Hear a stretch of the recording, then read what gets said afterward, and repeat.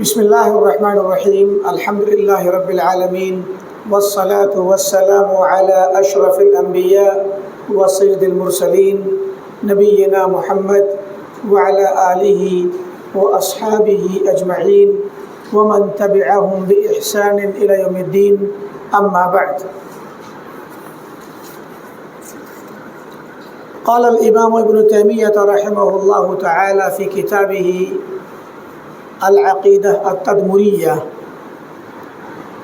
یقول وأما الإثبات المفصل فإنه ذكر من أسمائه وصفاته ما أنزله في محكم آياته۔ یہ کتاب جس کا نام التدمریہ ہے، تدمریہ اس کو اس لیے کہتے ہیں کہ اس کی نسبت شہر تدمر کی طرف ہے۔ تدمر یہ شام کا ایک شہر ہے۔ شیخ الاسلام ابن تیمیہ رحمۃ اللہ علیہ شامی تھے، شام میں رہتے تھے، تو شام کے مختلف شہروں سے آپ کے پاس سوالات بھی آتے تھے اور طلبہ بھی پڑھنے آتے تھے۔ تو تدمر شہر جو دمشق شام کی عاصمہ اور راجدھانی ہے، دمشق سے تقریباً 220 کلومیٹر کے قریب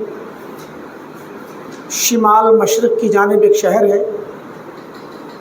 آج کل وہ حمص نامی جو بڑا صوبہ ہے اس کے تحت یہ شہر آتا ہے۔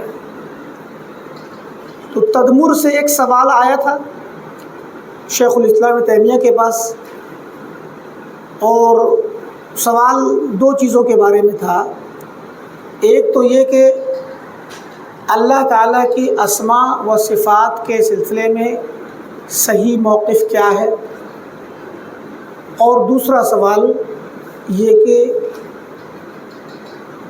شریعت اور تقدیر میں تطبیق کیسے دی جائے۔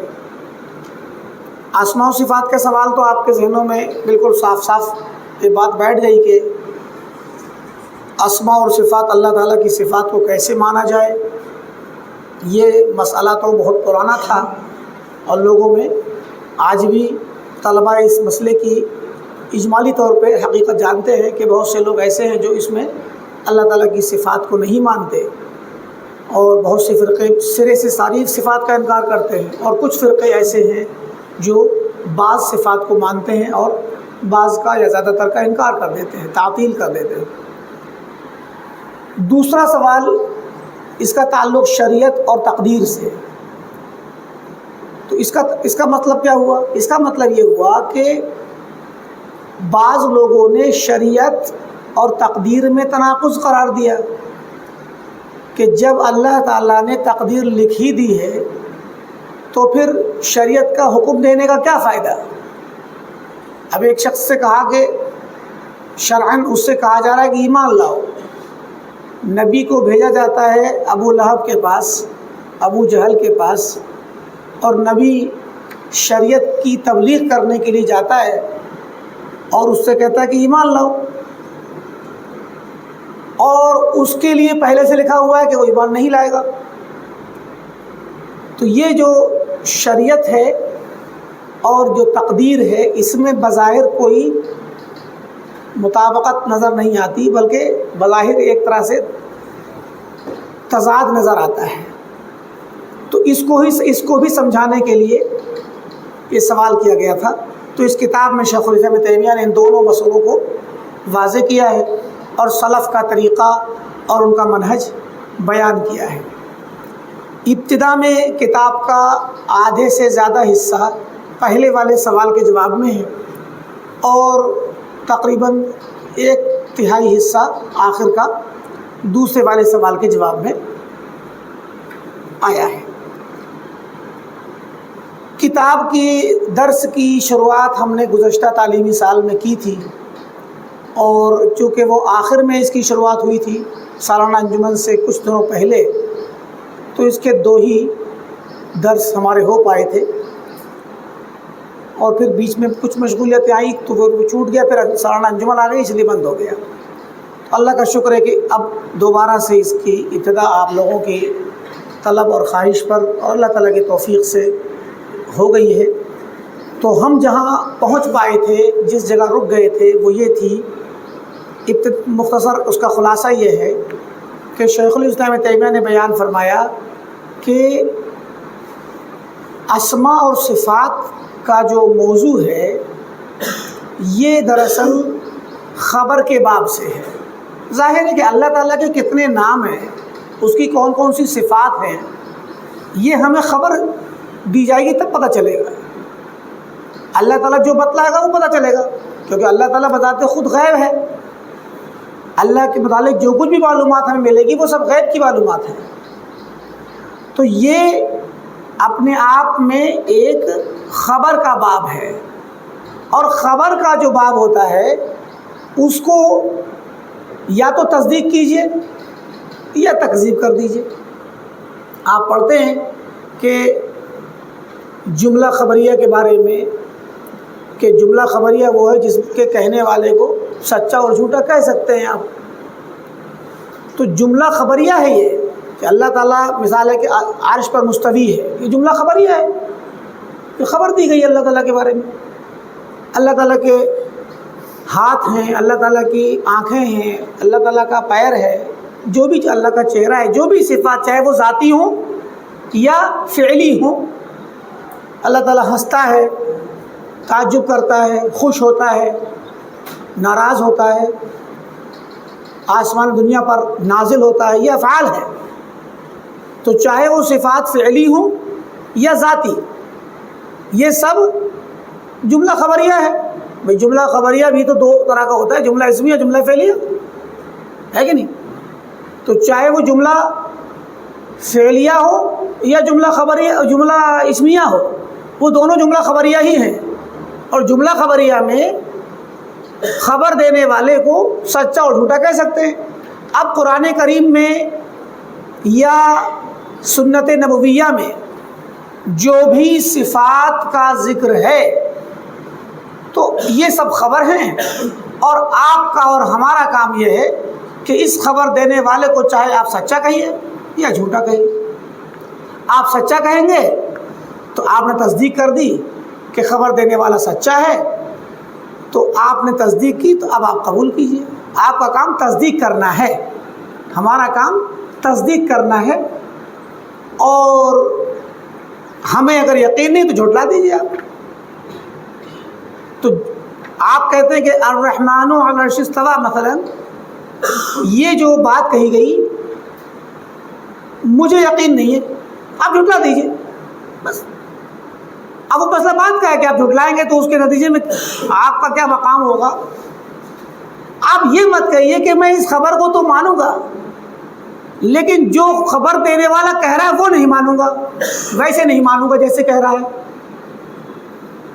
بھئی ایک شخص آ کر کے آپ کو خبر دیتا ہے کہ کہیں پر باہر دور ایسی جگہ پہ جہاں ہم نہیں تھے وہاں کوئی حادثہ ہو گیا۔ اب حادثے کی خبر ابھی اجمالی طور پہ دے رہا ہے کہ فلاں جگہ حادثہ ہو گیا، تو بھئی اس خبر کو آپ یا تو مان لیجئے، اگر یہ سچا ہوگا تو آپ مان لیں گے، یا اگر آپ کے نظر میں یہ شخص معتبر نہیں ہے تو جھٹلا دیجئے آپ۔ آپ یہ کہیں کہ نہیں شخص تو معتبر ہے، میں خبر تو مانوں گا، لیکن حادثے سے مراد کوئی حادثہ ایکسیڈنٹ نہیں ہے، ایکسیڈنٹ مراد نہیں ہے۔ اب اس کی تعویل کچھ اور ہے، جو بول رہا ہے یہ مراد نہیں ہے، ٹھیک؟ تو آپ نے کہاں مانا اس کی بات کو؟ اس سے بہتر تھا کہ آپ اس طرح سے کہہ دیتے میں تیری بات نہیں مانوں گا۔ تو اس لیے شیخ الاسلام نے دیکھیں یہ بہت باریک بات ہے۔ جو لوگ بھی جتنے فرقے بھی صفات کی تعویل کرتے، سیدھے سے مختصر رد یہ ہے ان پہ کہ بھئی تعویل آپ کیوں کرتے؟ یہ خبر ہے، خبر کو یا تو قبول کریے یا جھٹلائیے۔ اس میں آپ مخبر کو کہیں کہ ہم تیری بات تو مانیں گے، خبر تو مانیں گے، مگر جو تو کہہ رہا ہے اس کو نہیں مانیں گے، تو کہاں مانا آپ نے؟ تو تعویل کا دروازہ یہیں سے بند ہو جاتا ہے. تو یہ باب خبر کا ہے. اور تقدیر کا اور شرع کا جو باب ہے، تقدیر اور شرع، شریعت والا کہ اللہ نے شریعت نازل کی، حکم نازل کیا، اس کا تعلق جملہ انشائیہ سے ہے. یہ جملہ انشائیہ ہے. اقیم الصلاۃ جملہ انشائیہ ہے، صلاۃ قائم کرو، یہی شریعت ہے. وآتوا الزکاۃ، جو بھی چاہے اوامر ہوں یا نواہی ہوں، جملہ انشائیہ، امر نہیں، استفہام، تمنی، ترجی ہے، یہ سب آتے ہیں نا. تو یہ امر نہیں، استفہام یا امر نہیں جو ہے یہی شریعت ہے. شریعت کیا ہے؟ الامر والنہی. اور جملہ انشائیہ میں اس کا تقاضا کیا ہوتا ہے؟ اس کا تقاضا یہ ہوتا ہے کہ آپ امر کو بجا لائیے. یہاں سچ جھوٹے کا مسئلہ ہی نہیں ہے، یہاں تو حکم کو ماننا ہے. یا تو اطاعت کیجیے یا نافرمانی کیجیے. تو اب کوئی کہے کہ نہیں مجھے تقدیر سمجھ نہیں آ رہی، ارے بھائی یہ شریعت کا مسئلہ ہے. تو شریعت میں آپ کا فرض، آپ کا مقام کیا ہے؟ آپ کا مقام ہے امر کی اطاعت کرنا. اطیعوا اللہ واطیعوا الرسول اقیموا الصلاۃ. تو شریعت کا جو باب ہے وہ انشائی ہے، جملہ انشائیہ ہے، وہاں طلب ہے اور قصد ہے، ارادہ ہے. تو طلب اور قصد کو آپ کو یا تو بجا لانا ہے تو آپ مطیع و فرمانبردار ہیں، یا آپ اس کو ترک کر دیجیے. آپ اپنی عقل سے اس میں دخل دیں کہ یہ اس کا مطلب یہ نہیں، اگر ایسا ہے تو پھر یہ کیوں، جب میری قسمت میں نماز پڑھنا نہیں لکھا تو مجھے کیوں کہا جا رہا ہے کہ مجھے نماز پڑھو؟ آپ کیسے کہہ سکتے ہیں اس چیز کو؟ آپ ایک عقل مند، صاحب عقل، صاحب شعور شخص ہیں. آپ پر شریعت کی پابندی فرض ہو جاتی ہے بلوغت سے اور عقل سے، اسلام سے. تو اب آپ کا فرض ہے کہ آپ شریعت کے حکم کے تابع ہوں، اور انشاء جو جملہ انشائیہ آ رہا ہے اس میں آپ امتثال کریں. اصل یہ ہے، باقی تفصیلات انشاءاللہ آگے آئیں گی. تو یہ ابن تیمیہ رحمۃ اللہ علیہ نے اس کو اس طریقے سے سمجھاتے ہوئے لے کر کے آئے، اور پھر کہا کہ پہلا جو باب ہے اس میں اہل سنت والجماعت اور سلف کا جو عقیدہ ہے وہ یہی ہے کہ اثبات ما اثبتہ اللہ لنفسہ، کہ ہر اس نام کو، ہر اس صفت کو اللہ کی ثابت کیا جائے جسے اللہ نے اپنے لیے ثابت کیا یا اس کے رسول نے اللہ تعالیٰ کے لیے ثابت کیا، بلا کسی تمثیل کے، بغیر کسی مشابہت کے، مخلوقات کے جیسا نہیں، اسی کے شایان شان علی ما یلیق بہ، جیسا اللہ کی شان ہے اسی کے مطابق، بغیر کسی کیفیت کے بیان کیے، بغیر کسی تعطیل کے، بغیر کسی تمثیل کے، تحریف کے بغیر. یہ سب الفاظ آپ پڑھ چکے ہیں ابن تیمیہ کی دیگر کتابوں میں، واسطے ہم پڑھ چکے ہیں آپ لوگ. تو من غیر تحریف ولا تعطیل ولا تکییف ولا تمثیل، تو یہ الفاظ انہی لفظوں کے ساتھ ابن تیمیہ نے بتلایا کہ سلف کا جو عقیدہ ہے وہ یہی کہ، اور موقف یہ ہے سلف کا، منہج یہ ہے کہ اللہ تعالیٰ کی تمام صفات کو، اس کے اسماء کو، صفات کو جیسے وارد ہوئی ہیں ویسے مان لیا جائے، جو ثابت کیا ہے اس کو ثابت کر لیا جائے، اور جس کی نفی کی گئی ہے اس کو نفی کر دیا جائے، اس کا انکار کر دیا جائے. جس صفت کو اللہ کے حق میں ثابت نہیں کیا گیا، اللہ کو منزہ کیا گیا، اس سے منزہ کیا جائے. یہ بیان کر دیا. پھر آگے جو آخری بات بیان کی تھی وہ یہ کہ یہ جو ثابت کرنے اور نفی کرنے کا جو انداز ہے، تو کہا کہ سلف کتاب و سنت کے طریقے پر ثابت کرتے ہیں اور اسی طریقے پر نفی کرتے ہیں. تو طریقہ کیا ہے؟ تو پیچھے بتلایا کہ کتاب و سنت میں اللہ تعالیٰ کی صفات کو ثابت کرنے کا طریقہ اور صفات کی نفی کرنے کا طریقہ. تو کہتے ہیں کہ نفی کا جو طریقہ ہے وہ نفی مجمل ہے. کہتے ہیں واللہ سبحانہ وتعالی بعث رسلہ باثبات مفصل و نفی مجمل، اللہ تعالیٰ نے اپنے رسولوں کو بھیجا، کتابیں نازل کی، ان کتابوں میں اللہ نے اپنا تعارف دیا نا، اپنی اسماء و صفات کو بیان کیا تمام کتابوں میں. تو ان کتابوں میں جو اللہ کے تعارف، اس کی اسماء اور صفات کے متعلق جو باتیں آئیں، جو نصوص آئے، ان میں نفی مجمل طریقے سے آئی ہے، نفی میں تفصیل نہیں ہے، مختصر ہے. ایک بعض مقام ہوتے ہیں جہاں تفصیل ہوتی ہے، ورنہ عمومی طور پہ آپ پورے قرآن کو دیکھیں گے تو وہاں اللہ تعالیٰ کی نفی، اللہ تعالیٰ کی صفات کی نفی مجمل ہے.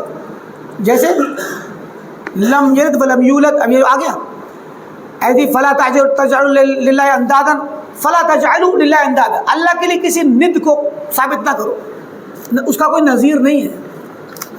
اب نظیر نہیں، یہ مختصر بات کہہ دی کہ نظیر وہ تھا جو بالکل مشابہ ہو. اب کس چیز میں مشابہ ہو تفصیل نہیں بیان کی، بس نظیر نہیں. تو یہ انداز ہے عمومی طور پہ قرآن کریم فاعبدہ واصطبر لعبادتہ هل تعلم له سمیہ، کیا تم اس کے جیسا نام والا، اس کے جیسا مسامی، اس کے جیسا مثل اور شبیہ جانتے ہو کوئی ہے؟ نہیں ہے.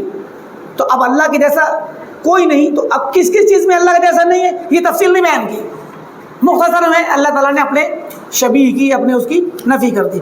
بعض صفات خصوصی طور پہ آتی ہیں جن کو خاص کر تفصیلات میں آتی ہیں، جن کی نفی کی گئی، جیسے کہ لا تأخذہ سنۃ ولا نوم.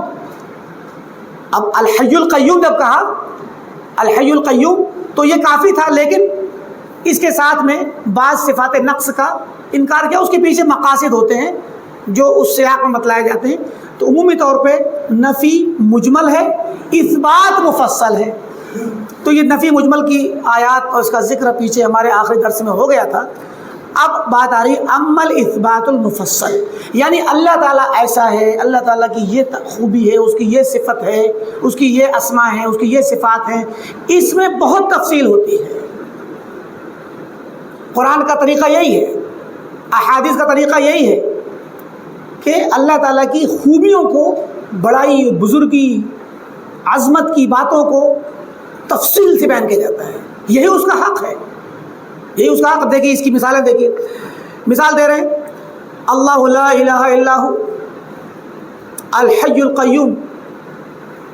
اب یہ اس کی صفت ہے حی. اب حیات، یہ حیات میں آنا، اب سیدھے کہہ سکتے ہیں کہ اللہ تعالیٰ، مختصر میں کہا جا سکتا ہے اللہ تعالیٰ ایک ہے، تنہا ہے، اور سب سے زیادہ طاقتور اور ہر صفت میں کامل و مکمل ہے. ایک لفظ کہہ سکتے ہیں، دو تین لفظوں میں ایک جملہ، دو جملہ بیان کر کے اللہ کی ساری صفات بیان کی جا سکتی ہیں کہ ہر خوبی، اچھی سے اچھی خوبی اس کے پاس ہے، اور ہر کمال اس کے پاس ہے، ہر جمال اس کے پاس ہے، اور انتہا درجے کی ہر اچھی خوبی اس کے پاس. اتنا کہہ سکتے ہیں، لیکن نہیں، ان خوبیوں کو الگ الگ کر کے بیان کیا. الحی، حیات کے اندر حیات ہے تو حیات کاملہ ہے. القیوم، اب آگے دیکھیں قل هو اللہ احد، وہ احد ہے، اس کی احد کی خصوصیت بتلائی کہ وہ اللہ الصمد، بے نیاز ہے، وہ اس کی بے نیازی بتلائی. لم یلد ولم یولد، بے نیازی کی تفصیل کر دی. آگے وہو العلیم الحکیم، اب علم کے اندر بتلایا العلیم، صیغہ مبالغہ کا. العلیم، وہ العلیم ہے، ہر چیز جاننے والا ہے، سب کچھ جانتا ہے. الحکیم، حکمت والا ہے، جو بھی کام کرتا ہے حکمت سے کرتا ہے، اسے کسی بھی کام میں حکمت کے بغیر وہ کام نہیں ہوتا، چاہے وہ لوگوں کو معلوم ہو یا نہ ہو. تو اب دیکھیں یہ جو صفات آ رہی ہیں، جو اسماء جو آ رہے ہیں، ان میں جو صفات ہیں یہ گویا اس کے کمال، اعلیٰ درجے کا جو اس کا ایک درجہ کمال ہے، اس کمال کی ڈیٹیلز آ رہی ہیں الگ الگ انداز کی. علم کے اندر کمال ہے تو علیم ہے، حکمت میں کمال ہے تو حکیم ہے. وہو العلیم القدیر، قدرت کا کمال ہے تو قدیر ہے. وہو السمیع البصیر، سمع میں بھی اس کی سننے کی جو طاقت ہے، سمیع ہے، وہ ہر باریک سے باریک چیز کو سن لیتا ہے. بصیر، ہر چھوٹی چھوٹی چیز کو دیکھ لیتا ہے. وہو العزیز الحکیم، عزیز ہے، قدرت والا، غلبے والا ہے، حکیم ہے. وہو الغفور الرحیم، بخشنے والا، رحم کرنے والا ہے. وہو الغفور الودود ذو العرش المجید فعال لما یرید، دیکھیں جو چاہتا ہے کرتا ہے. یہ سب اللہ تعالیٰ کی بڑائی ہے. تفصیل سے اس اللہ تعالیٰ کی، اس کی بڑائی اور عظمت کی صفات مثبتہ جن صفات کو ثابت کیا جا رہا ہے اس بات میں تفصیل آ رہی ہے، یہ مطلب ہے۔ اب ہم آیات کو پڑھ دیتے تاکہ جلدی سے گزر کے آگے بڑھیں۔ فرمایا هو الاول والآخر والظاہر والباطن وهو بكل شيء علیم۔ آپ دیکھ رہے ہیں ساری چیزوں کا احاطہ، اول بھی وہی آخر بھی وہی۔ اول ہے اس سے پہلے کوئی نہیں تھا، ازل سے، آخر ہے سب فنا ہو جائیں گے وہ تنہا بچے گا، اور والظاہر والباطن وہی سب کے اوپر ہے، غالب ہے، اس کے اوپر کوئی نہیں۔ انت الظاہر فلیس فوقک شیء، تو غالب ہے، تو سب کے اوپر ہے، سب کے اوپر اللہ تعالیٰ ہے۔ والباطن سب کے قریب ہے، فلیس دونک شیء، تجھ سے قریب کوئی چیز نہیں۔ وہ بکل شیء علیم، هو الذی خلق السماء۔ اب دیکھیے اور اب فعل کی، ابھی تک تو جملہ اسمیہ آ رہا تھا، اب افعال بڑھ دے گی۔ هو الذی خلق السماوات والارض، پیدا کیا آسمان زمین کو، فی ستۃ ایام، 6 دنوں میں۔ تو آسمان زمین کو پیدا کرنے کا فعل اس فعل میں صفت ہے، اس کا بیان کیا۔ حالانکہ کہہ سکتے ہو ایک جملہ آ سکتا تھا کہ هو الخالق، خالق کل شیء، اور آیا بھی بعض جگہوں پہ خالق کل شیء، لیکن اس کو پھر تفصیل سے بیان کیا گیا کہ آسمان زمین کو پیدا کیا 6 دن میں پیدا کیا۔ ثم استوى على العرش، پھر عرش پر مستوی ہوا، پھر تفصیل ہے کہ یعلم، علیم کہہ دینا کہ بھی کافی تھا، لیکن یعلم کی اور تفصیل آ رہی، یعلم ما یلج فی الارض وما یخرج منها وما ينزل من السماء وما يعرج فيها، کیا زمین میں داخل ہوتا ہے، کیا زمین سے باہر نکلتا ہے، کیا آسمان سے اترتا ہے، کیا آسمان میں چڑھتا ہے، سب جانتا ہے۔ وَهُوَ مَعَكُمْ أَيْنَمَا كُنْتُمْ، تم جہاں بھی رہو وہ تمہارے ساتھ ہے۔ ابن تیمیہ رحمۃ اللہ علیہ فرماتے ہیں ایک دوسری جگہوں پہ کہ اسی آیت کے اندر اللہ تعالیٰ نے اپنی ذات کے وجود کا بھی پتہ دیا ہے کہ وہ کہاں ہے، عرش پہ، استوى علی العرش، اور اسی میں معیت کا میننگ بتلایا ہے۔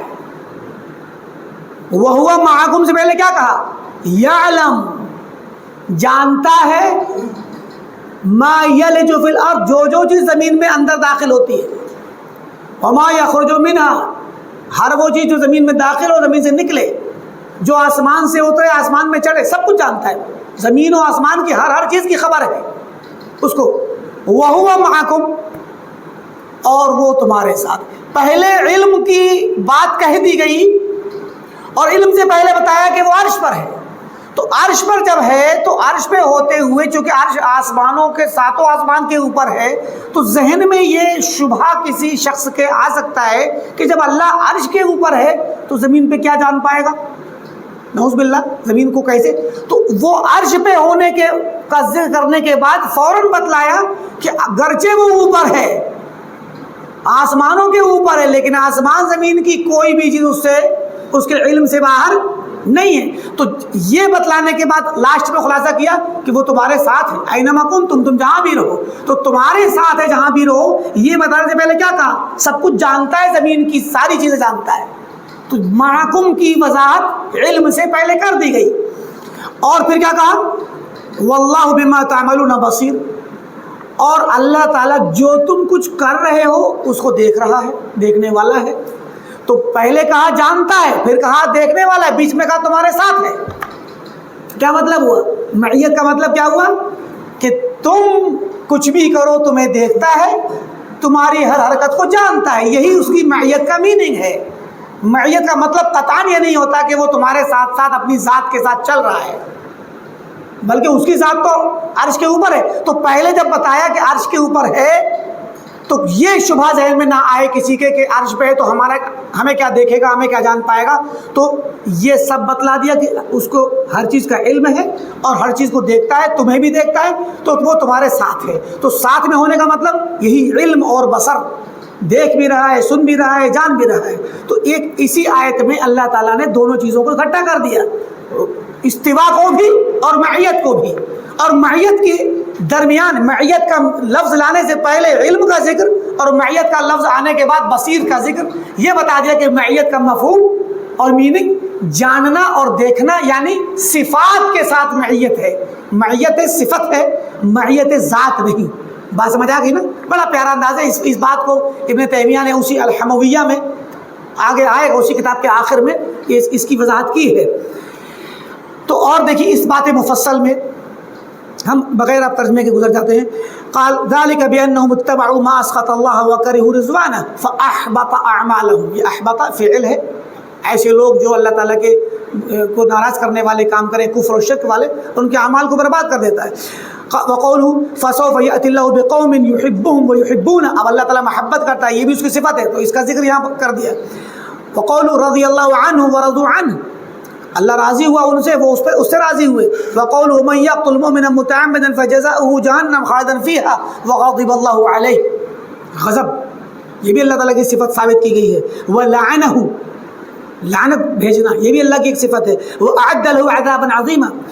اور مزید فرمایا ان الذين كفروا ينادون لمقت الله اكبر من مقتكم انفسكم اذ تدعون الى لمن فتكفرون. اللہ کا مقت، مقت يمقت مقتا اي كرهه اشد الكراهه. کسی چیز کو بہت شدید نفرت کے ساتھ کسی چیز کو ناپسند کرنا اسے مقت کہتے ہیں.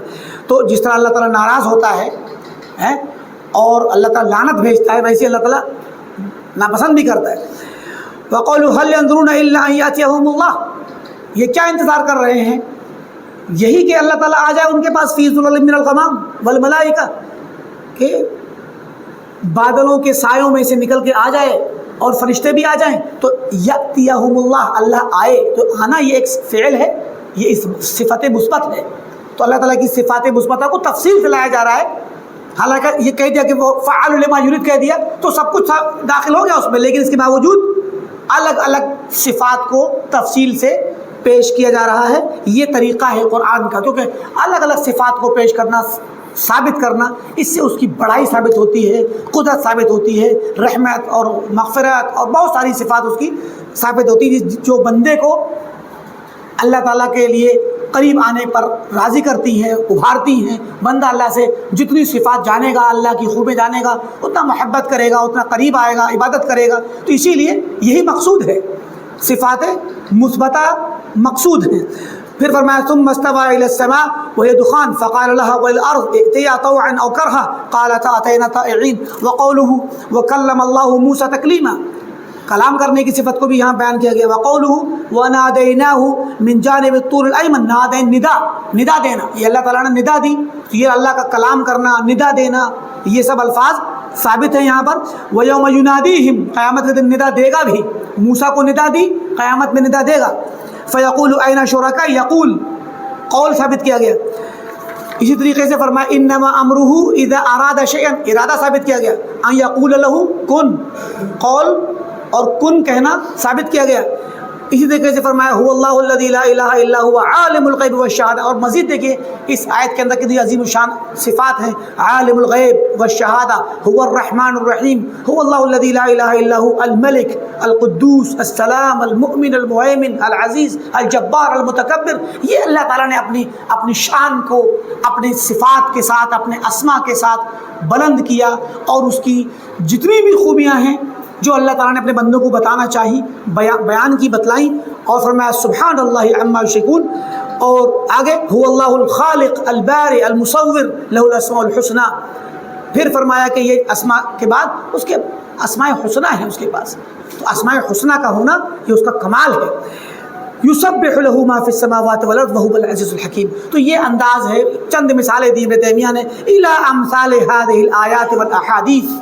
ان آیات و احادیث کے علاوہ بھی اور بہت ساری نصوص ہیں الثابت عن النبی صلی اللہ علیہ وسلم فی اسماء رب تعالی و صفاتہ، جو اللہ کے نبی صلی اللہ علیہ وسلم سے ثابت ہیں اللہ تعالیٰ کے اسماء اور صفات کے متعلق. فإن ذلك من اثبات ذاته و صفاتہ علی وجہ تفصیل. تو یہ ان آیات و احادیث میں، ان نصوص میں اللہ کی ذات اور اس کی صفات کو تفصیل کے ساتھ ثابت کیا گیا ہے.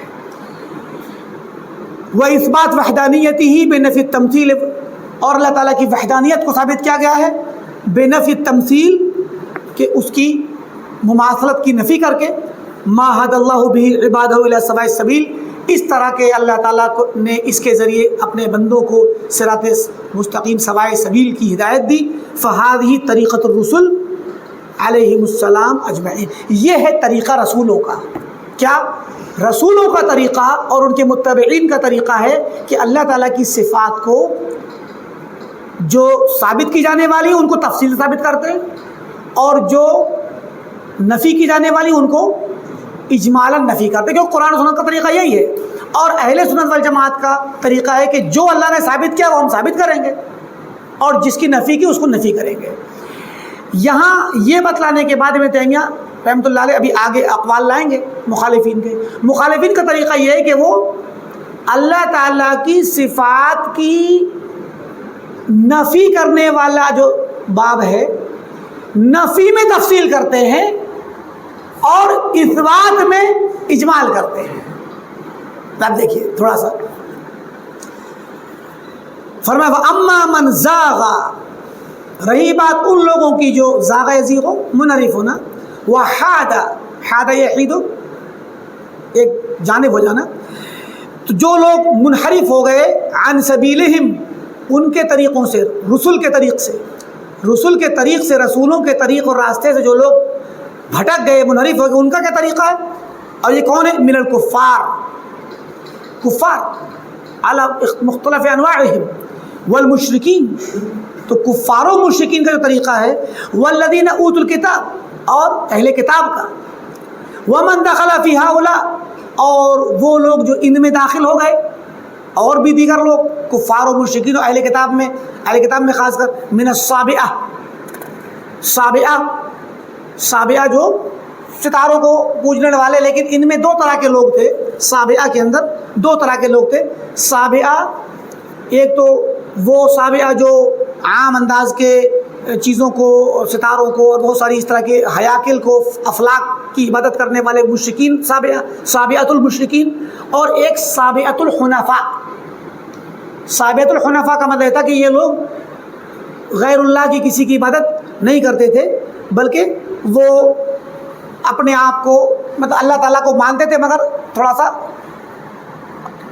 وہ طریقہ جو یعنی اس میں نفی وغیرہ کے طریقے سے البیرونی نے نقل کیا ہے۔ ہم بتاتے ہیں کہ البیرونی کہتے ہیں کہ جو ہے یہ لوگ اللہ تعالیٰ کی توحید کے قائل ہیں، صابئۃ الحنفاء، صابئہ کی ایک جماعت جو تھی وہ اللہ تعالیٰ کی توحید کی قائل تھی، وَيُنَزِّهُونَهُ عَنِ الْقَبَائِحِ، اور وہ اللہ تعالیٰ کو بری صفات سے منزہ مانتے تھے، وَيَصِفُونَهُ بِالسَّلْبِ، اور نفی سے ہی موصوف کرتے تھے، نفی سے متصف کرتے، کہتے تھے لا يحد ولا يرى ولا يظلم ولا يجور۔ اب دیکھیے اللہ تعالیٰ کا تعارف دیں آپ، اللہ کی حد بیان نہیں کی جا سکتی، تعریف بیان نہیں کی جا سکتی، ولا يرى، نہ اس کو دیکھا جا سکتا ہے، لا يظلم، نہ وہ ظلم کرتا ہے، ولا يجور، نہ کوئی جور کرتا ہے۔ بھائی تو کرتا کیا ہے، اس کے بارے میں کیا کہہ سکتا، یہ بتلاؤ نا۔ آپ ہر اس کا تعارف کرا رہے ہیں نگیٹیولی، تو نگیٹیولی تعارف کرانا اسے کہتے ہیں کہ جو ہے نفی تفصیلی۔ تو یہاں پہ فرماتے ہیں کہ جو کفار ہیں، جو مشرکین ہیں، جو اہل کتاب ہیں، جو ان میں داخل جو صابئہ ہیں، والمتفلسفہ، اور مسلمان فلسفی، ابن سینا، ابن رشد، الفارابی وغیرہ، یہ فلسفی ہیں لیکن مسلم ہیں، تو ان کو متفلسفہ کہا جاتا ہے۔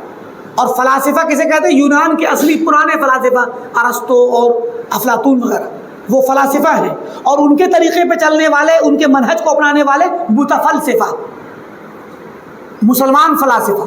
بات سمجھ آئی کہ نہیں آئی؟ کیونکہ وہ اصل فلاسفہ نہیں ہیں، وہ فلاسفہ کے منہج پر ہیں۔ تو تفلسفہ اتخذ الفلسفہ منہجا، تفلسفہ اتخذ الفلسفہ منہجا، سارا فلسفیا اتخذت الفلسفہ۔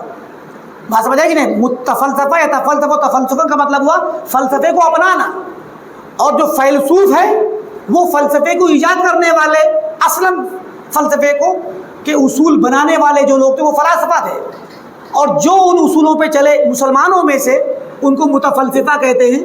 تو یہ جیسے ابن سینا ہے، ابن رشد ہے، فارابی ہیں، یہ اس طرح کے لوگ، اور ایسے ہی ابن عربی وغیرہ، ابن عربی، طائی، شیخ اکبر، یہ سب صوفی بھی ہیں ایک اعتبار سے، اور ایک اعتبار سے متفلسف بھی ہیں۔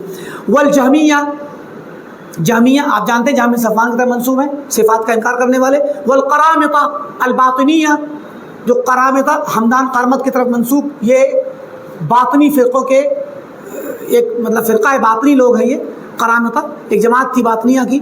ونحوہم، تو یہ جتنے لوگ ہیں، کفار، مشرکین، اہل کتاب، صابئہ، متفلسفہ، جہمیہ، قرامطہ، باطنیہ، ونحوہم، اور ان جیسے لوگ، یا وہ نحویم میں اشارہ ہے ان کا جو جامعہ کے طریق میں بعد والے دیگر لوگ چلتے ہیں جیسے اشعری ماتریدی. فَإِنَّهُمْ عَلَى ضِدِّ ذَلِكَ یہ بالکل اس کے برخلاف برعکس طریقے پر ہیں جو طریقہ بیان کیا گیا آپ کو. سلف کا طریقہ اللہ کی تمام صفات کو جو ثابت وارد ہوئی ہے ثابت کرنا، جن کی نفی کی گنگی نفی کرنا، اور صفات کے اثبات میں تفصیل کرنا اور نفی میں اجمال کرنا، یہ جو ہے سلف کا طریقہ اور رسولوں کا طریقہ ہے. اور یہ لوگ اس کے بالکل برعکس ہیں. فَإِنَّهُمْ يَصِفُونَهُ بِالصِّفَاتِ السَّلْبِيَّةِ کیونکہ یہ لوگ اللہ تعالیٰ کو موصوف کرتے ہیں، اللہ کی صفت کے طور پہ جو باتیں بیان کرتے ہیں وہ صفات سلبیہ ہیں. سلب اس کو کھینچ لینا، انتزاع. تو جب آپ نے صفت کھینچ لی، ابھی کیا کہا کہ لا یظلم، ظلم نہیں کرتا، تو ظلم کرنے کو کھینچ لیا تو نفی والی صفت کو سلبی صفت کہا جاتا ہے، صفات منفیہ کو صفات سلبیہ کہا جاتا ہے. تو یہ لوگ یصفونہ بالصفات السلبیہ، یہ لوگ اللہ تعالیٰ کو منفی صفات سے موصوف کرتے ہیں علی وجہ تفصیل. یہ نفی میں اور صفات کے نفی کرنے میں تفصیل کرتے ہیں، جبکہ کتاب و سنت کا طریقہ، سلف کا طریقہ کیا ہے؟ نفی میں اجمال کرنا. ولا یثبتون، اور یہ لوگ ثابت نہیں کرتے. اب ظاہر ہے ایسے کہتے رہیے آپ، ابھی آئے گا کچھ مثالیں آئیں گی کہ آپ یہ کہیے کہ اللہ تعالیٰ، ایک تو کہیے کہ اللہ تعالیٰ الحی القیوم ہے، زندہ ہے، اور آپ ایک طریقہ یہ کہیے کہ اللہ تعالیٰ مردہ نہیں ہے. حی کا مطلب زندہ اور حی کا ضد مردہ. اللہ تعالیٰ مردہ نہیں ہے اور ایک ہے کہ اللہ تعالیٰ زندہ ہے، دونوں میں بہت فرق ہے. اب کتابوں سے کا طریقہ ہے کہ اللہ تعالیٰ زندہ ہے، الحی ہے، حیات والا ہے، اور ان کا طریقہ کیا ہے؟ وہ مردہ نہیں ہے، تو زندہ ہے، زندہ بھی نہیں ہے. اب بعض فرقے ایسے ہیں جو دونوں کی نفی کرتے ہیں، ابھی آئے گا آگے چل کے. تو مراد یہ کہ آپ جب اس طرح کی باتیں کریں گے، اب مثلا آپ کہیں عالم ہے، اللہ تعالیٰ عالم اور علیم ہے، تو کوئی نہیں جاہل نہیں ہے. تو سلبی صفت جو ہے وہ کیا ہے کہ وہ ڈائریکٹ یہ نہیں کہے گا کہ عالم ہے، وہ یہ کہے گا کہ اللہ تعالیٰ جاہل نہیں ہے. بات سمجھ آ رہی کہ نہیں آ رہی ہے؟ تو بعض فرقوں کا یہ طریقہ ہے. تو اس میں بھی ان کے الگ الگ طریقے ہیں. کچھ لوگ ڈائریکٹ نفی کی بات کریں گے، کہیں گے مثلا مردہ نہیں ہے، جاہل نہیں ہے، ظالم نہیں ہے، اس طرح سے. کچھ لوگ دونوں کی نفی کرتے ہیں، وہ آگے آئے گا تفصیل سے. تو جب اس طرح کے باب میں جاتے ہیں تو ہوتا کیا ہے کہ ولا یثبتون الا وجودا مطلقا، وہ اللہ تعالیٰ کا وجود نہیں ثابت کرتے مگر مطلق وجود مطلق. لا حقیقت له عند التحصیل. وجود مطلق کا مطلب کیا ہے؟ اسی بات کو وضاحت کر کے بات ختم کر دیں گے تاکہ زیادہ تفصیل زیادہ لمبا نہ ہو جائے، کیونکہ اس میں ایک ایک جملہ ایسا آ رہا ہے کہ جو بہت زیادہ وقت مانگے گا. ہم نے خود اس پہ حاشیہ لگا رکھا ہے، پورا صفحہ اس میں بھرا ہوا ہے. تو مراد یہ کہ یہ لوگ جتنے بھی کفار، مشرکین، یہود و نصارہ اور سابعہ، متفلسفہ، جہمیہ، قرامطہ، باطنیہ، معطلہ، جتنے بھی معطلہ ہیں، معطلۃ الصفات، جو اللہ تعالیٰ کی صفات کی تعطیل اور انکار کرتے ہیں، یہ لوگ اللہ تعالیٰ کی صفات کا انکار کرنے کی وجہ سے تفصیل کے ساتھ اللہ تعالیٰ کی کوئی صفت چھوڑتے ہی نہیں ہیں جو ثابت کی جائے. تو جب آپ اللہ کی کوئی صفت نہیں چھوڑیں گے، خاص کر یہ ان معطلہ کی بات، اسی لیے یہاں پہ تیمیہ نے اشعری ماتریدی کا نام نہیں لیا، کیونکہ یہ کچھ نہ کچھ صفات ثابت کرتے ہیں. ان کا نام لے تو تمام صفات کا انکار کرتے ہیں. تو جب آپ ہر صفت کا انکار کریں گے تو کیا پھر ذات کا وجود رہ جائے گا؟ ابھی جیسے یہ قلم ہے، اس قلم کے بارے میں اگر کوئی شخص یہ کہے کہ میرے پاس ایک قلم ہے، تو اب لوگ کہیں بھی تعارف پر یہ قلم کیسا ہے. تو اب چونکہ تفصیلی طور پہ نفی لانا ہے، ان کا طریقہ نفی لانا ہے، تو وہ کہے کہ میرے پاس ایسا قلم ہے جو لمبا نہیں ہے، گول بھی نہیں ہے، چھوٹا بھی نہیں ہے، سفید بھی نہیں ہے، کالا بھی نہیں ہے. ٹھیک، سفید نہیں تو کالا ہوگا، کالا بھی نہیں ہے. رنگوں کا سب کا نام لے لیں، لال بھی نہیں، پیلا بھی نہیں، ہرا بھی نہیں، نیلا بھی نہیں. اس کے بعد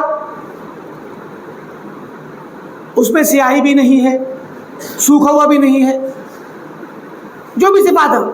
تو اب جب اتنا بتلا دیا تو آپ کہیں گے شیخ محترم کیا وہ قلم ہے بھی کہ نہیں ہے؟ ہے کہ نہیں؟ کیوں؟ کیونکہ جب آپ اس چیز کا نام تو لے رہے ہیں قلم، ایک ذات کا نام لیا، قلم یہ ذات ہے، ایک عین ہے، عین.